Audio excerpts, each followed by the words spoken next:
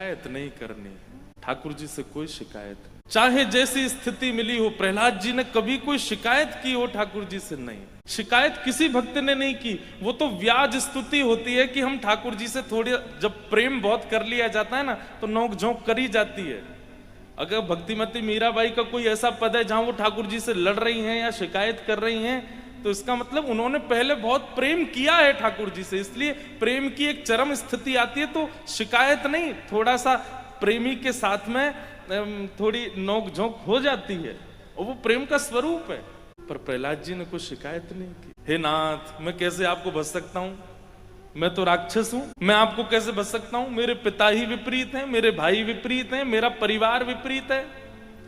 प्रहलाद जी के संपूर्ण कुल खानदान में एक भी ऐसा नहीं है जिसके बगल में बैठ करके प्रहलाद जी कीर्तन कर ले। ऐसी प्रतिकूल अवस्था, ऐसी प्रतिकूल व्यवस्था, लेकिन प्रहलाद जी ने फिर भी अपना भजन नहीं छोड़ा।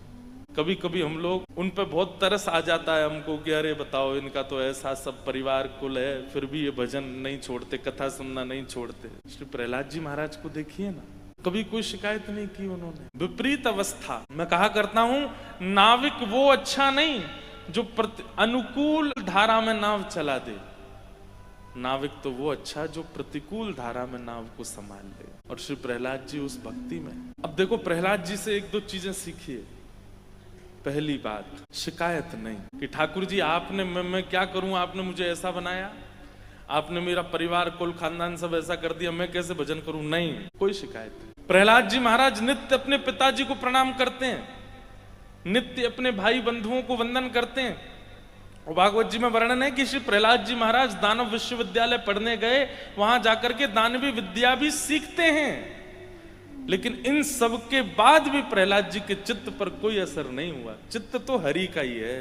एक बात हम खुल के कह दें, मान लीजिए कि आप भजन करते थे और अचानक एक दो साल बाद ऐसा हुआ कि आपकी भक्ति में अब लेश हो गया, अब आपकी भक्ति कम हो गई, अब आप थोड़े से व्यभिचार में पड़ गए और आपने